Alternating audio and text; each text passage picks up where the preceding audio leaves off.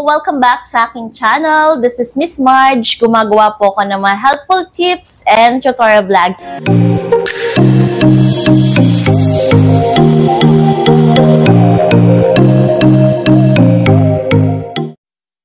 Hi guys! Welcome back to my channel. This is Miss Marge. Gumagawa po ako ng mga helpful tips and tutorial vlogs. Kung bago po kayo sa aking channel and interested po kayo sa aking mga topics, huwag niyo pong kalimutang mag-subscribe for more helpful videos na aking i-upload. And browse lang po kayo sa aking channel, baka may other videos pa po ako makatulong sa inyo.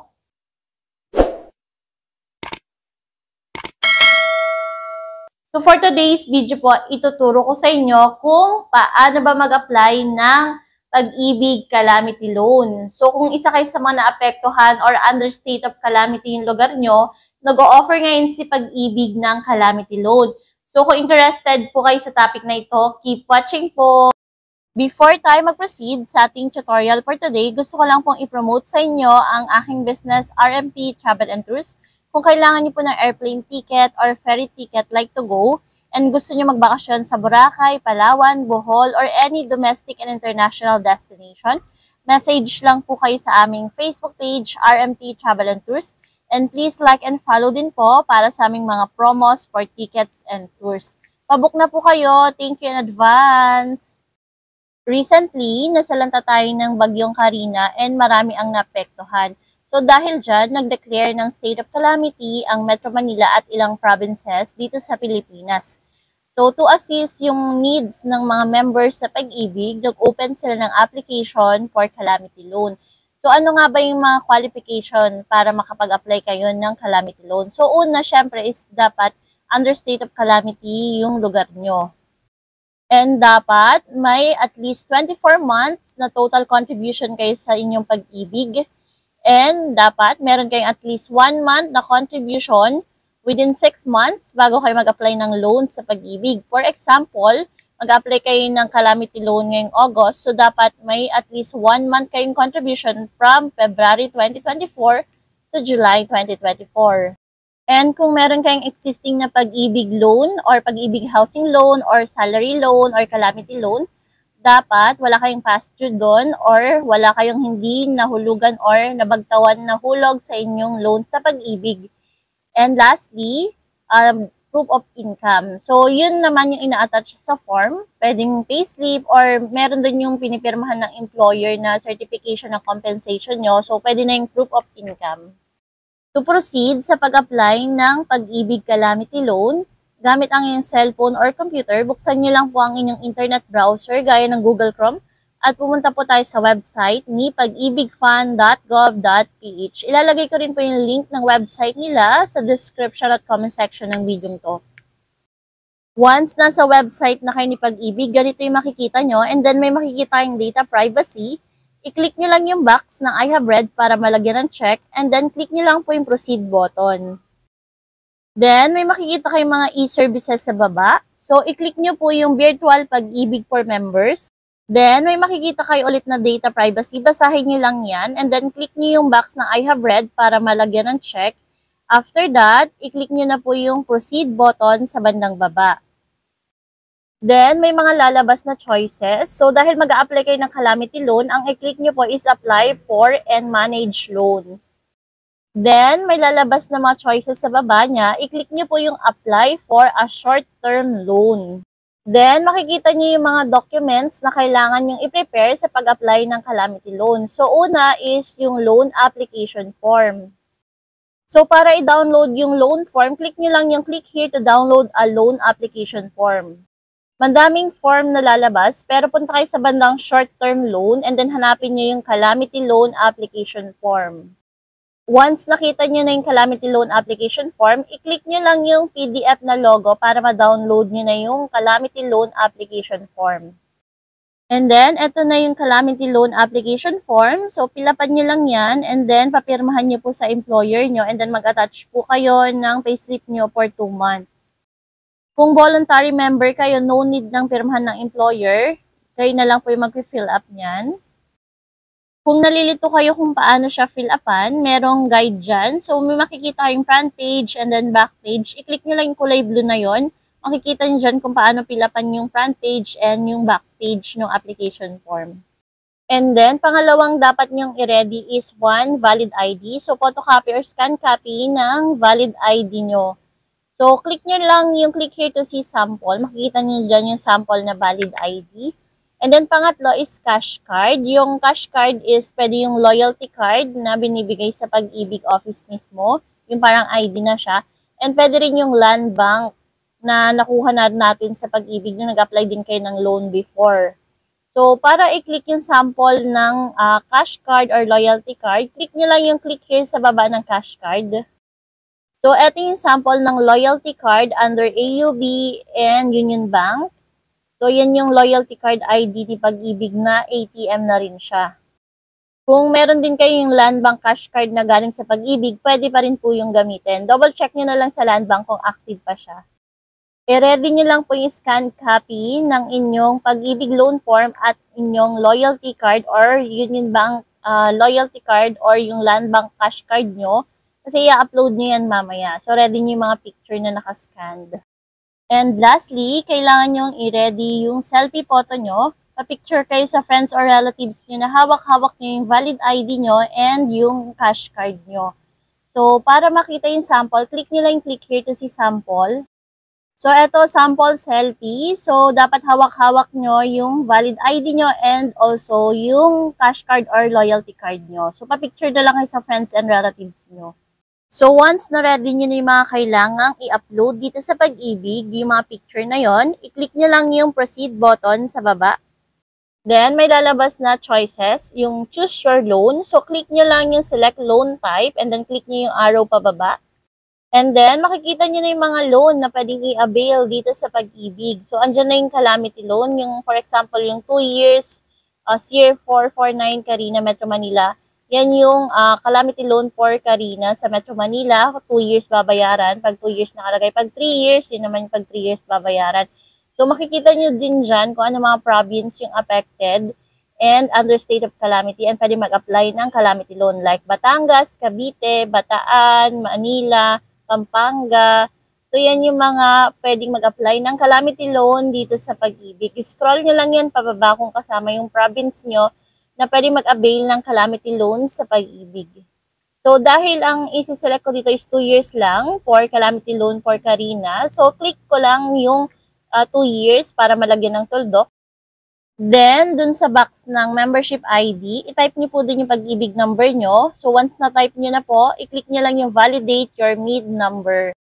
So, once na-click nyo na yung validate, kung lumabas yung information nyo dun sa baba, ibig sabihin, qualified kayo mag-avail ng calamity loan sa Pag-ibig. And then, next is, fill upan nyo naman yung mga iba pang information gaya ng mobile number nyo. Then, ilagay nyo rin yung landline number nyo kung meron. Kung wala, okay lang bagtawan. Importante, meron yung mobile number and also yung email address. So, once na-type nyo na yung mga kulang na information dyan, i-click nyo lang yung next button. Then, may lalabas na question na proceed on your loan application. Click nyo lang yung OK button. Then, may lalabas na notification na magsisend daw ng OTP si Pag-ibig sa inyong mobile number. So, click nyo lang yung OK. Then, i-check nyo po yung text sa inyo ni Pag-ibig na OTP code. So, i-type nyo po dito sa box na OTP code. So, once na-type nyo na, click nyo lang yung proceed button. Then, lalabas yung summary ng information nyo. Scroll nyo lang pababa hanggang makita nyo yung your cash card. And then, i-click nyo po yung select cash card. I-click nyo po yung arrow pababa. Next is pipiliin nyo kung anong bangko yung loyalty card nyo. Kung AUB ba or Union Bank. Kung cash card ng Land Bank, click nyo yung cash card. So, dito sa example natin, AUB yung bank or loyalty card na meron siya. So, click ko lang yung AUB na loyalty card plus.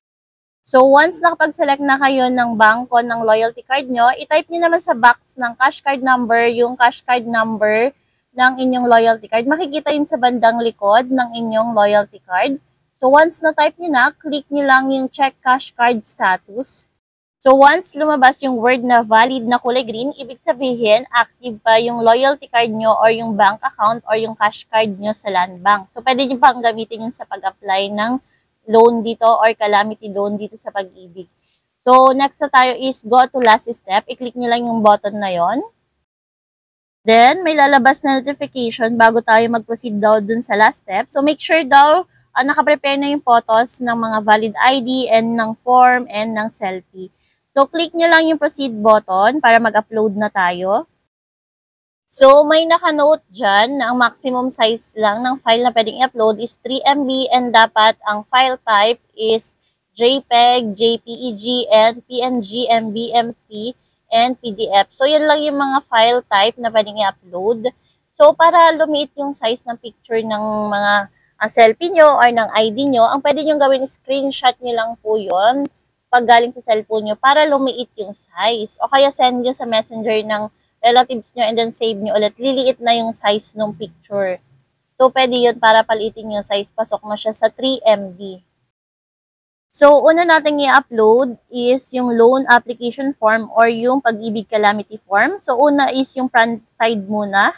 Yung harapang side muna ng pag-ibig loan form. So, click nyo lang yung upload photo sa number 1 para i-upload nyo yung harap or first page ng calamity loan form. And then, para i-upload naman yung second page ng calamity loan form, click nyo lang yung upload photo sa number 2. Yung reverse side naman siya ng pag-ibig calamity loan form. And then, once na-click nyo na yung upload photo, iselect nyo lang dun sa cellphone nyo kung nasan yung picture na i-upload nyo. So, once na-upload nyo siya, lalabas sa baba niya yung pangalan or file name ng picture na in-upload nyo. So, dapat kulay green po yung bilog na lalabas dyan. Ibig sabihin, acceptable yung file type and file size niya. Pag nagkulay red yan or orange, ibig sabihin may mali dun sa in-upload yung picture. Hindi pasok sa 3 MB or sa file type ng picture na dapat i-upload. So, dapat kulay green po, gaya nito. And kung papalitan nyo naman yung picture na in-upload nyo, click nyo lang yung remove button sa bandang kanan. Next naman na i-upload is yung picture ng valid ID. So, click nyo lang ulit yung upload photo sa baba ng valid ID sa number 3. So, once na-click nyo na, iselect nyo lang kung anong picture yung i-upload nyo dun sa phone nyo. And yung pang-apat na i-upload natin is yung selfie photo. So, click nyo lang ulit yung upload photo para iselect nyo na sa phone nyo yung picture ng selfie na i-upload nyo. So, once na-upload nyo na yung mga file, makikita nyo na yung file name ng mga picture nandyan sa baba ng bawat number. And then, once na-upload na lahat, i-click nyo lang yung submit button sa bandang baba. And then, may lalabas na notification na submit your application. Click nyo lang yung OK button. After that, may lalabas na notification na you have successfully submitted your short-term loan application. So, may nakalagay dyan na reference number. Screenshot nyo na lang yan para may copy kayo. Magagamit nyo yung reference number para ma-monitor yung status ng loan application or ng calamity loan application nyo. And then, meron din kayong marireceive na text galing kay Pag-ibig. Ito yung sample text nila. So, may link na nakalagay dyan. I-click nyo lang yung link na yan. Dyan nyo mabe-verify kung ano ng status ng loan application nyo. So, once na-click nyo yun, mapupunta kayo sa loan status verification. So, click nyo lang yung arrow pababa sa box ng select type of loan. Then, iselect nyo lang kung ano yung in-apply nyong loan. So, dito sa example natin, calamity loan. So, click nyo lang yung calamity loan. And then, type nyo lang yung Pag-ibig number nyo sa box ng Pag-ibig need number. And itype nyo po yung last name nyo sa box ng last name. So, once na-type nyo na yung mga information na kailangan, click nyo lang yung submit button.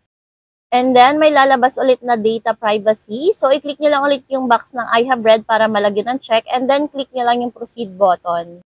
And then, makikita nyo na yung status ng calamity loan nyo. So, dahil kakasubmit pa lang tong application na to, nakalagay is received. Ibig sabihin natanggap na ni Pag-ibig yung loan application nyo sa calamity loan. And check nyo lang sa mga susunod na araw dito sa site na to kung ano ng status ng loan nyo. Pag may check na yung review at check na yung loan approval, ibig sabihin for approval na yung loan application nyo. So monitor nyo lang dito, pwede nyo i-verify dito sa website ni Pag-ibig yung status ng loan application nyo. That's all guys. Kung may any questions po kayo, feel free to comment down below lang po. And pwede nyo rin po akong i-message sa aking Facebook page, Miss Marge Vlogs. And please follow and like din po ang aking Facebook page for more helpful videos na aking i-upload. And please subscribe din po kayo sa aking YouTube channel, Miss Marge Vlogs. Tulungan nyo po akong maabot ang 100k subscribers.